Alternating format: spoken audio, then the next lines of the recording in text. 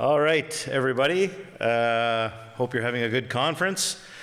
My name is Alan Wareham. I'm from the Conference Planning Committee, and I have the honor of introducing our next speaker for session 3D, Self-Determination in Prelinguistic Communicators Who Are Deafblind.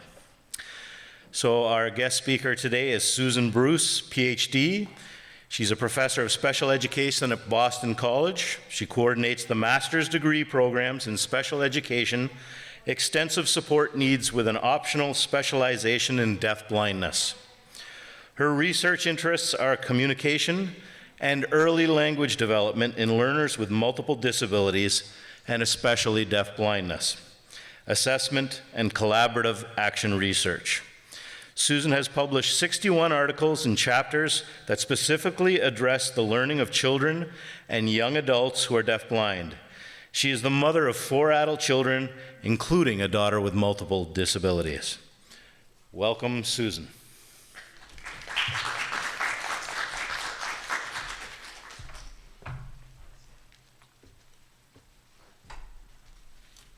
Thank you for your introduction, and thank all of you for attending this session.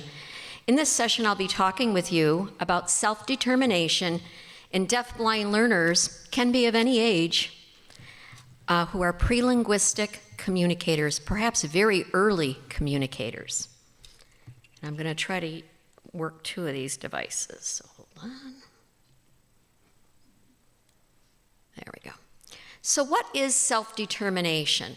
And I think we need to redefine it for this population. And so for me, when I'm up here talking with you today, it isn't so much about informing you as us all putting our heads together and thinking about what we're going to do in light of the fact that there's so little guidance for us about what self-determination means for the population of learners who are deafblind.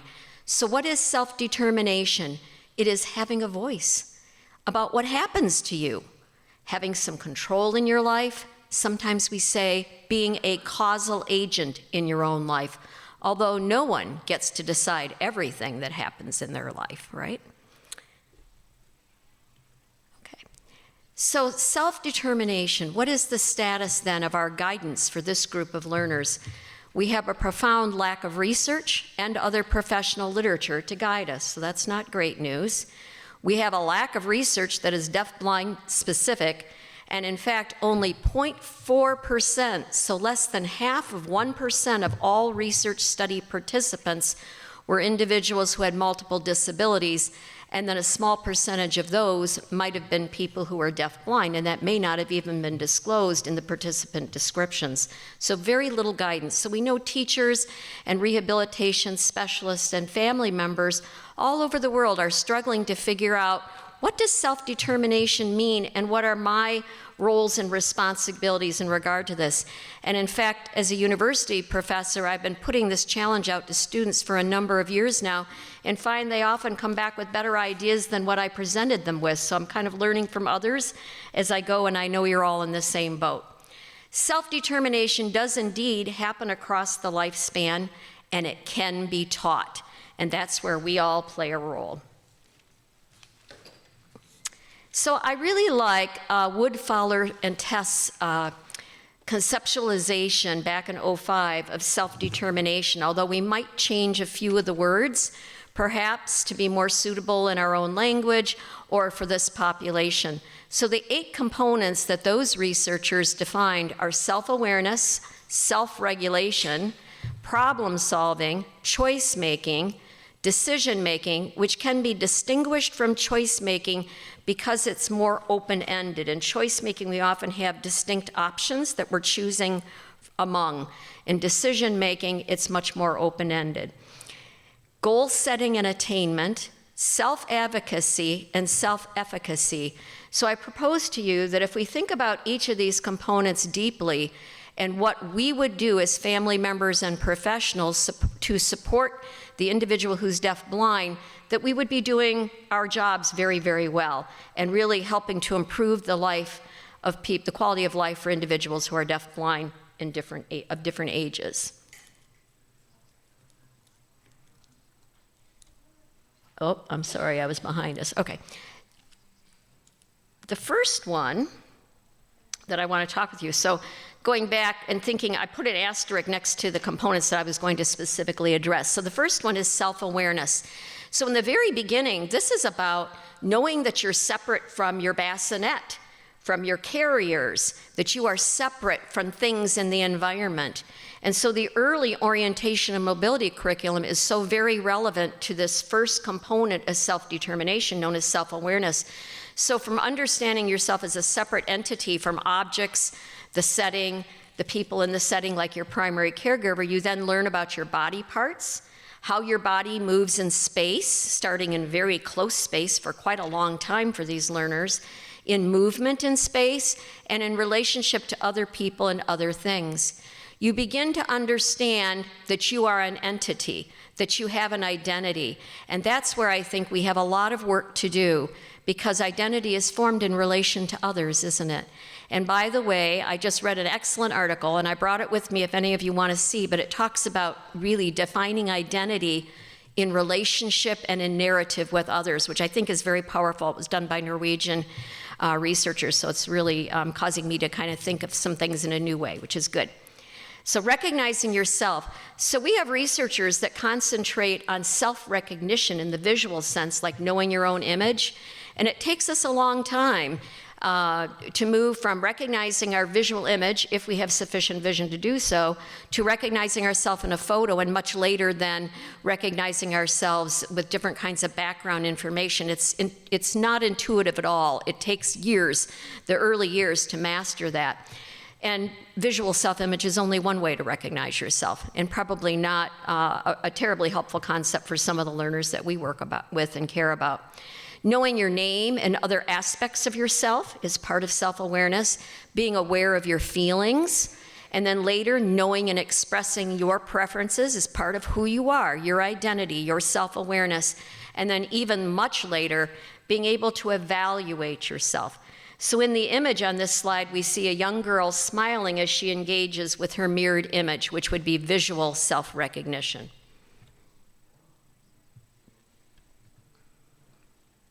So what are some of the instructional strategies that we might then apply to working on self-awareness as a component of self-determination?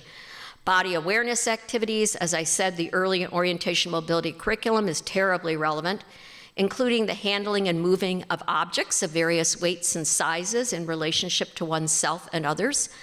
The books we create about the child or the learner who's an adult, books about me, I called them. And most of us, I see nodding, many of you have done this.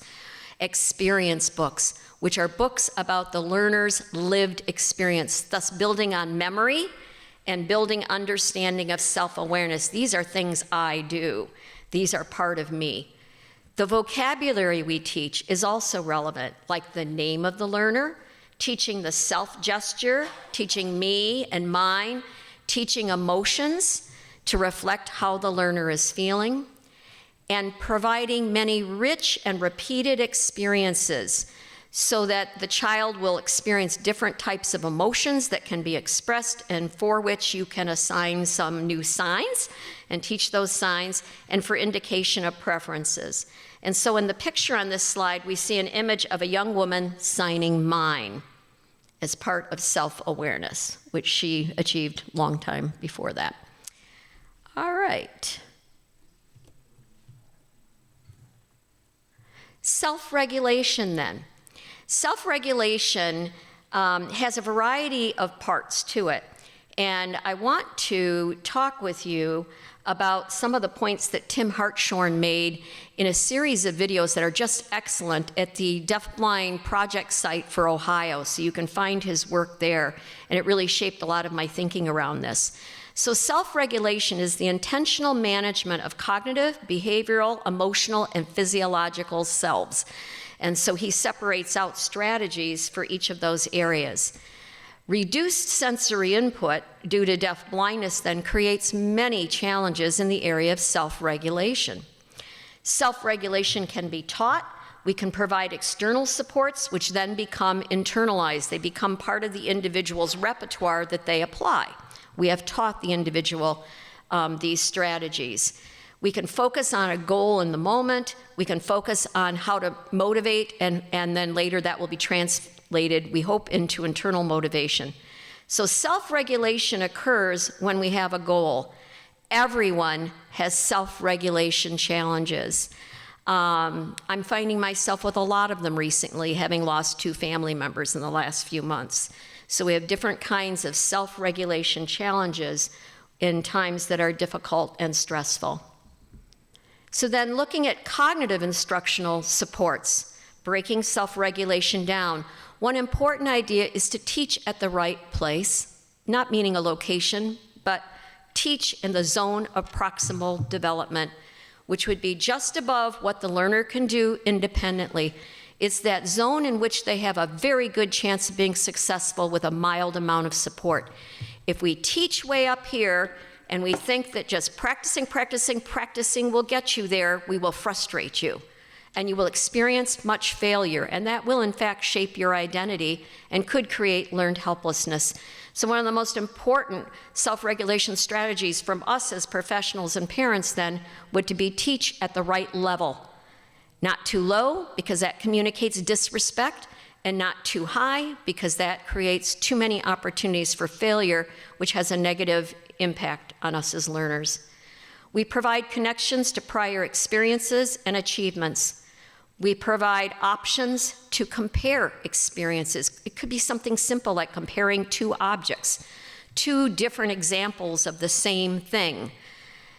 Provide multimodal directions, so not just verbal, not just sign, but pictorial, whatever might support the learner. Provide scaffolding for success, because that's so important to our psychological well-being. Planning for transitions between activities and environments. These are all things that cognitively help someone, anyone, including people who are deafblind, to self-regulate. We can think about strategies that support each learner to initiate, sustain, and inhibit their actions. Daily schedules help with that because they lend predictability, and emotional security comes from that. A clear beginning, middle, and end to every activity. So the routines within activities and between are very important. And appropriate reinforcement. It doesn't mean much to us if we get a high level of reinforcement when we really didn't do very much. I call it like too much hoopla for little effort, like good job, kind of insincere at a point. Better to match it with the level of effort that the person expended.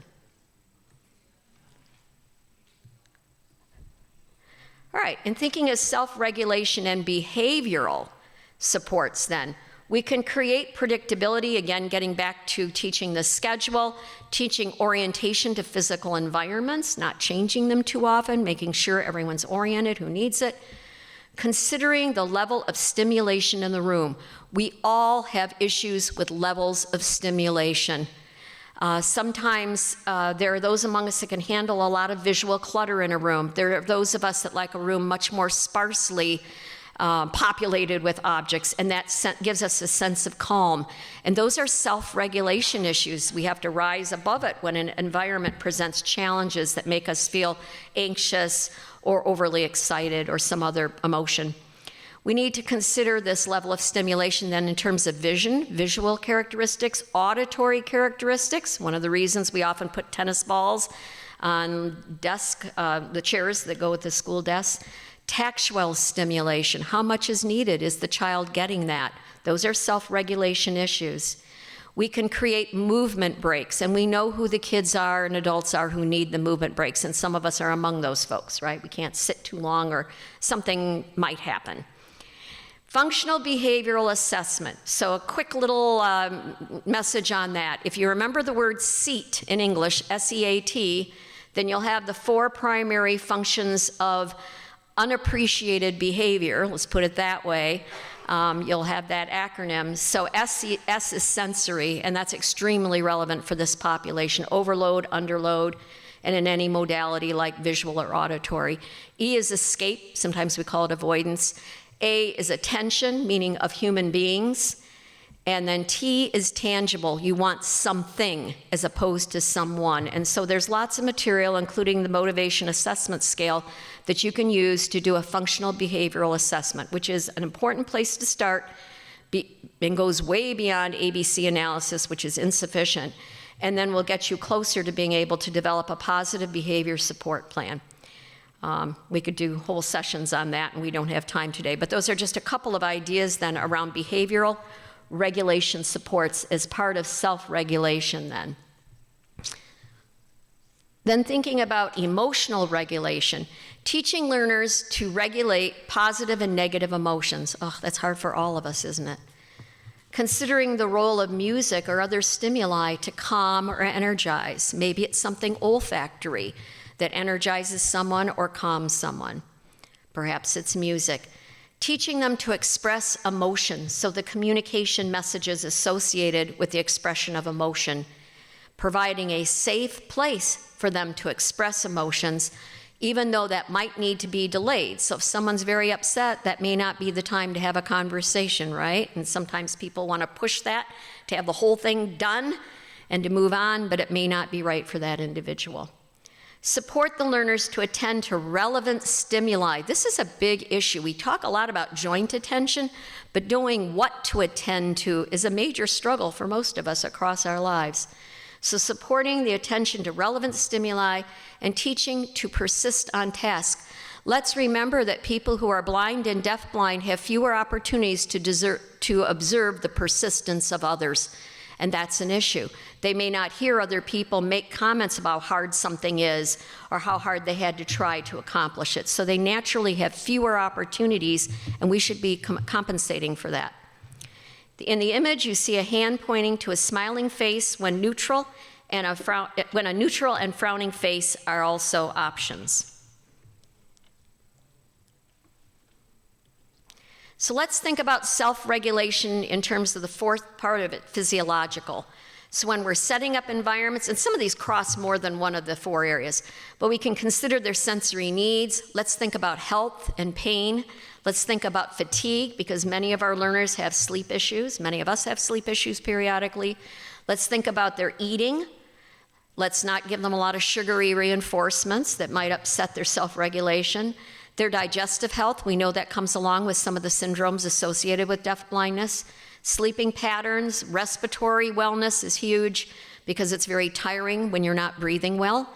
And their reactions to temperatures and textures. The variation among us of our preferences around temperature and textures would be enormous just in this small group of people.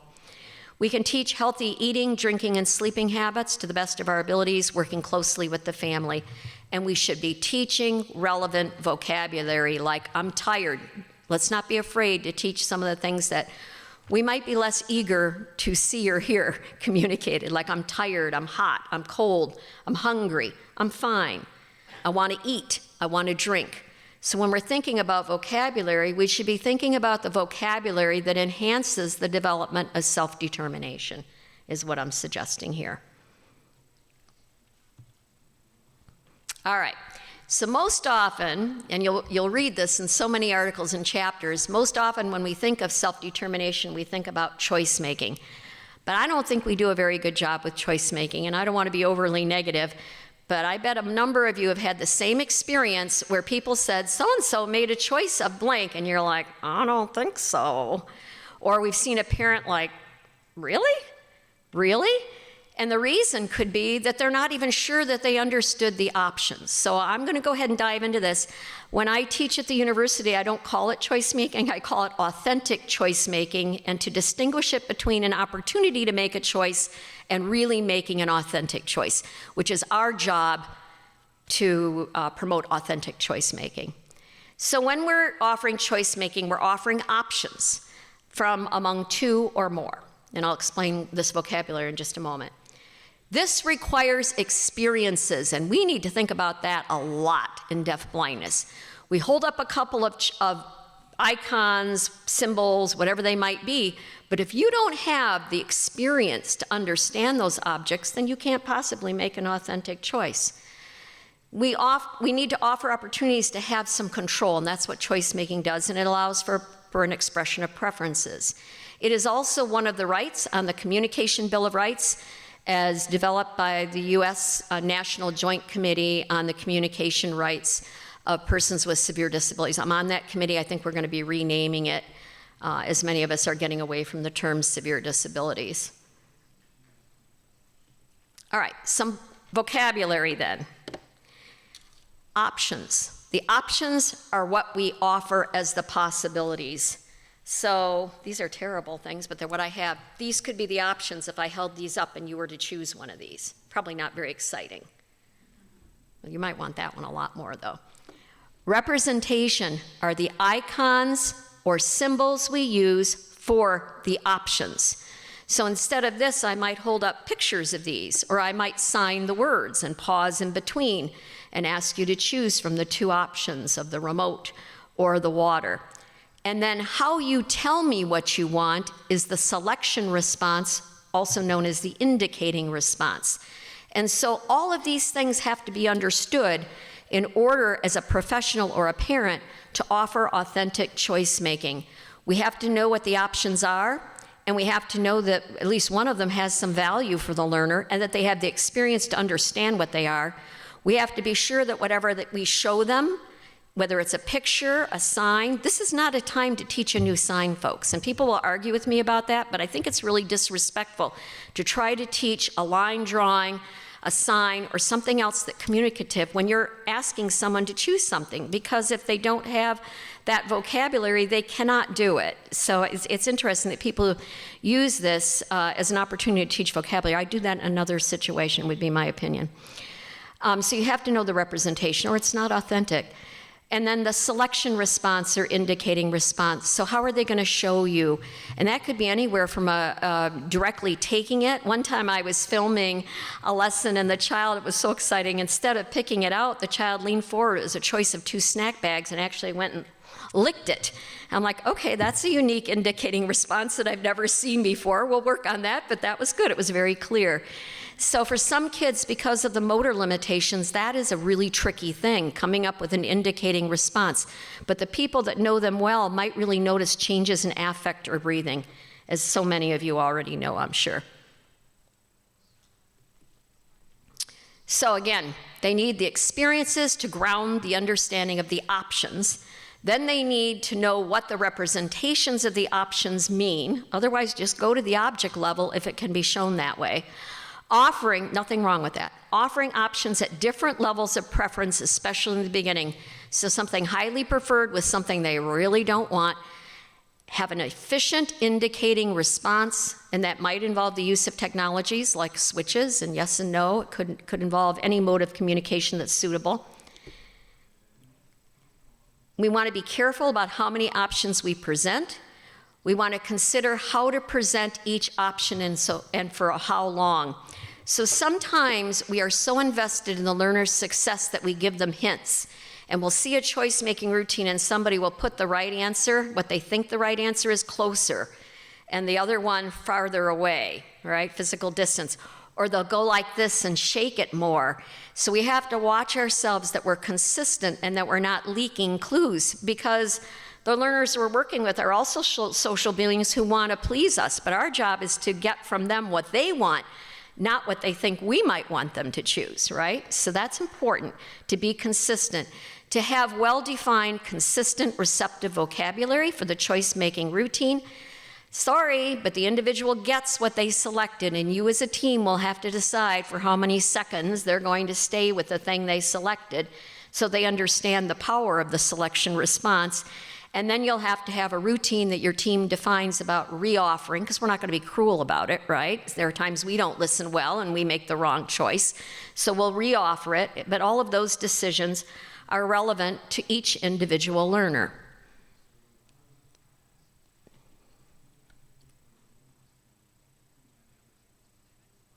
Oh, I'm sorry, I was behind on the slide, wasn't I? I missed one of them. I'm not coordinating this very well. There we go. All right, so team decisions. You'll have to decide the size of the array. The array will be one thing at a time. Will it be pairs, like 2 things at a time? Will it be more? You'll have to consider the visual acuity of the learner and their field of vision. So you'll think about the distancing, and your teacher of students with visual impairment should be able to advise you about that. You will select vocabulary that the providers will use and be thinking of the family as you plan this, because families will also be offering very many choices. Decide how long that you must present each option.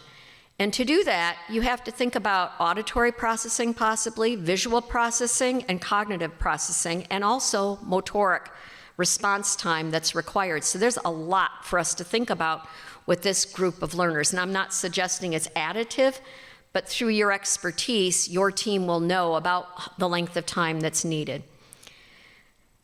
All right, so we are consistent then when we present at the time that's desirable for the learner to generate a response.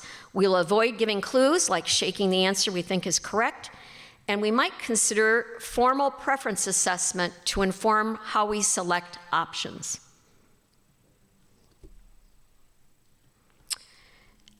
Then moving on to another component of self-determination, self-advocacy. Sometimes people blow this off because they're not sure how it applies to learners who are prelinguistic.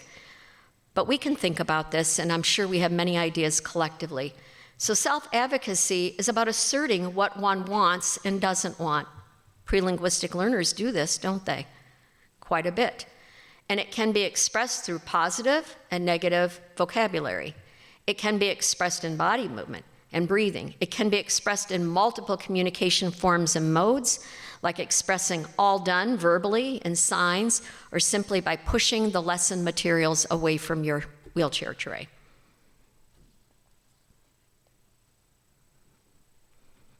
Then in thinking about self-advocacy and just kind of whetting our appetite, just getting a beginning point of instructional strategies, we should be highly responsive to communication about what is wanted and not wanted.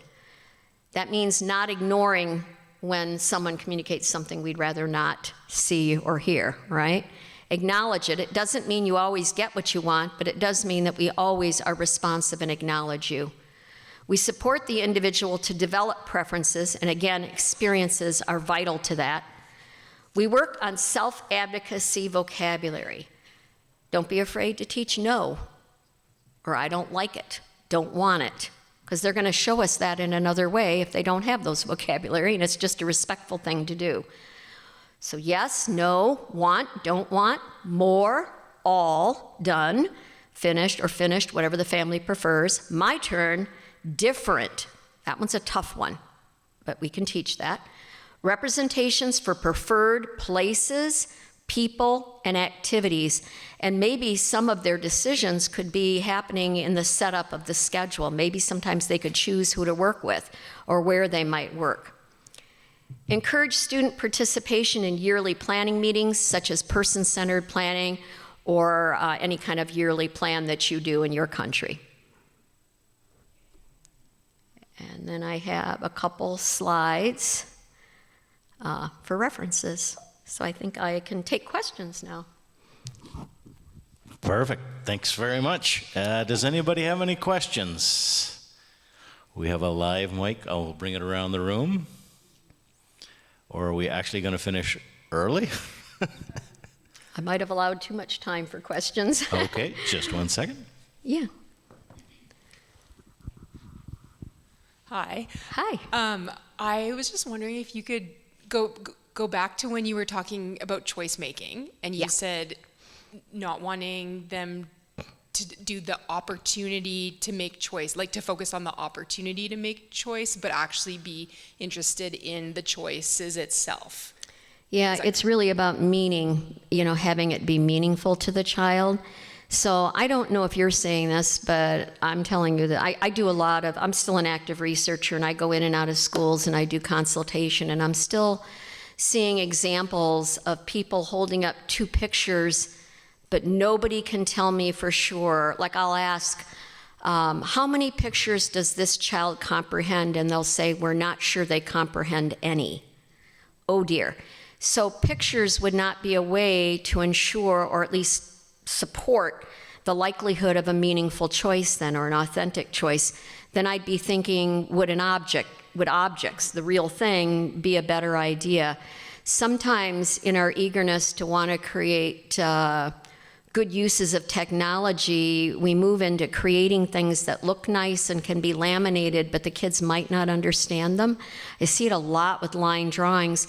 And there is a camp of thought in communication intervention. I see it a lot in the United States among speech and language pathologists, that you offer something at a symbolic level, and you just do it over and over again, and the child will learn it. And so I'm just telling you, my bias would be not to do that during authentic choice making. And I guess an analogy might help. I don't know very much. I grew up in Detroit, but I know very little about cars other than big car, little car, blue car, red car kind of thing. So if you were to hold up something that I knew and I liked, and you held up some part of a car that maybe could be very interesting, there might be something wonderful I would do, I would be clueless. So I'd be either not making any choice, or I would choose the thing for which I had an experiential grounding. So I think for me it helps to think about it that way, that for me there's a respect that goes behind making sure the person has sufficient experiences to understand the options, and that those options are presented in a way that are comprehended. Mm-hmm. Otherwise, I don't think it's really a choice. Does that help?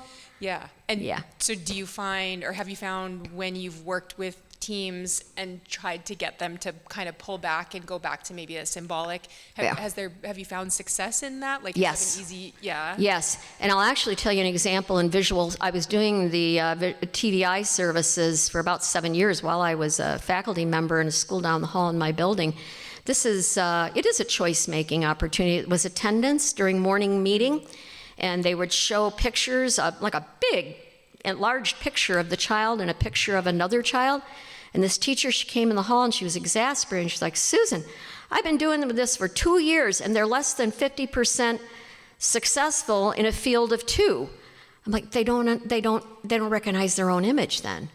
And then that caused me to dig deeper, and I was so surprised that recognizing our own image, it's down the road a ways. There are things that happen first. So that's not really a choice then, right? It's not, because you don't recognize it. I guess it would be the same thing if you were a Spanish speaker and that was your primary language, and then somebody put something up and presented you a Spanish word and a word in another language. Well, this other word, you don't know what it is, so you can't make a choice. Yeah. Well, you can, but it won't really be authentic. Yeah, exactly. Yeah. Anyone else?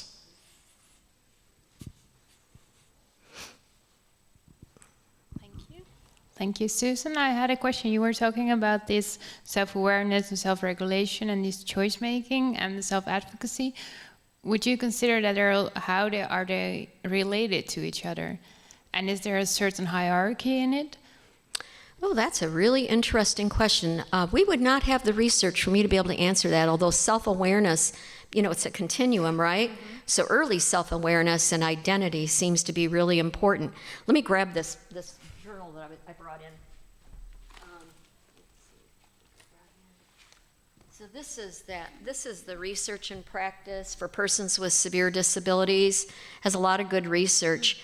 And I just yesterday on the plane was reading this article, and as I said, it was talking about self-determination and how that develops in relationship to other people and the feedback they give you, the physical activities you share with them. She's not a specialist in deafblindness, but she talks our language, right? There's a lot of those common ideas. So I would say self-awareness has to be very early at some level. But other than that, we don't have the research background for me to really say a lot of it. And self-awareness grows across our lifetime, we would hope. Mm-hmm. Yeah. Thank you. Anyone else? What we're seeing is more of a conversation, including in this article, about the tendency for people to think that self-determination is not for individuals who might be experiencing through vocalization rather than sign or verbalization, or they might be expressing through body language, which is why I appreciated this piece I read yesterday. So it's not just about the volitional acts that are grounded in cognition. It's much deeper than that. And our expertise in deafblindness, and I think a lot of the European expertise around effective attunement, the word attune is actually in here. I was like, oh, okay. All of that kind of work is very relevant, I think. So we all define ourselves and become self-determined in relationship to others. We must. We don't grow up in isolation. So my thing for coming today and presenting on this was to challenge us as a field to not discard this or to think of it in a limited way. So I was just presenting you some of the beginning ideas that have to do with instruction. There's a lot of work to be done around research to ground something more in depth. Somebody could spend their lifetime researching this, or one component of it. Yeah. Any other questions?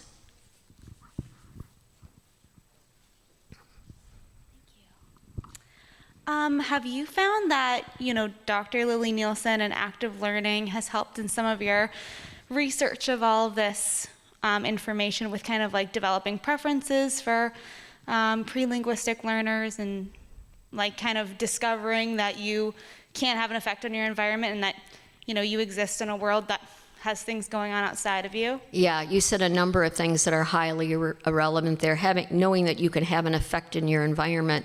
And that's really, maybe in different words where I was getting at with self-awareness and knowing your body. You're separate from your caregiver, you're separate from the container we've placed you in, and then you build from there to knowing that you can have an impact, whether you gained it in a little room or some other type of setting. But yes, very much so, yeah. And then one more question. For choice making, do you have any kind of tips for getting started? I mean, I know that every child is so individualized, and there's this push, at least in the United States, I've found that, moving towards AAC is important, and giving, access to switches early, even if there's, a lot of people say there's no prerequisite That's for right. AAC or switch use. And I'm just curious about how, you mentioned something about when people start going towards technology, it can get a little bit harder for the student to potentially understand. And I was just wondering if you could talk a little bit more about that. Yeah, that's a dangerous topic in the United States, as you know. So we have the camp of thought, you address communication where the child is, and you gradually, and then we've got the camp of thought that everybody can understand symbols, everybody will be symbolic, and that the problem is that we didn't introduce enough symbols all along. So I'm not going to argue that we shouldn't provide receptive opportunities. I'm just saying in the context of choice making, it needs to be authentic. And that means you have to know what the things are, the options, and you have to know the representations. But I'm definitely in the camp to teach a little bit above where you are. Definitely. It's so hard. But I will create enemies in saying that. Yeah. Yeah. Okay. Yeah. Thank you so much. Okay. You're welcome.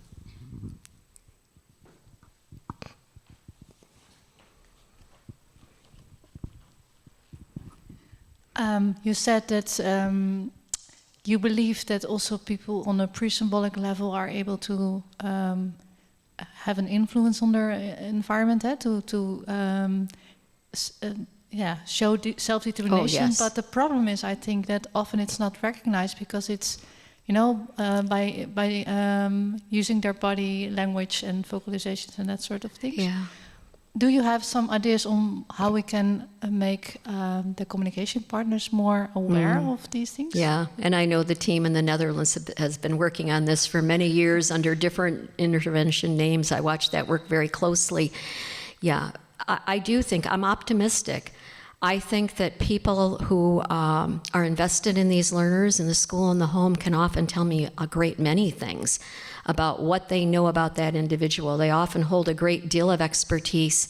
So, part of talking about this today was to affirm for all of you and for myself that we are working on self-determination. Even though we don't have the studies, we're doing it. And in those practices, you can see how many things you're already doing. But I think that the attunement piece, recognizing emotion, having my daughter in the hospital for months recently before she passed, and watching how many people just didn't bother to, learn a sign, they just didn't, It just makes you realize how vulnerable people can be of any age, especially in a medical situation, frankly. So being inclusive, being responsive to whatever way they communicate, and celebrating that is definitely the name of the game, because if somebody doesn't respond to you, then your natural inclination is to think that what you have to express isn't very important, and so you withdraw, right? And you just don't try. Or maybe you become angry, but withdrawal is actually more common. So that has to be the starting point, that we're showing them that they have integrity as a learner that we respect, right? and that we take what they use. And that's one reason I'm reluctant to try to push it to be something else too quickly, you know, thinking too much this way instead of that way. So that's just my professional opinion as someone that's been around for a little while. You might have a different opinion. I respect that. Yeah. Thank All you. right. Sure. Thank you, Saskia. Any other questions? Going once, going twice. Okay. I'll stay for a few minutes in case anybody needs to approach me individually. We still got just a few minutes. Thank you. Okay, so for sure. On behalf of the organization, Sue, we do have a little something for you. It's not chocolate, so it's still here. Oh. Otherwise, I would have been This tempted. is really true. But I might have been nibbling it earlier. so thank you again for the information. I think it was very well received. So thank you, Sue. Okay, thank you.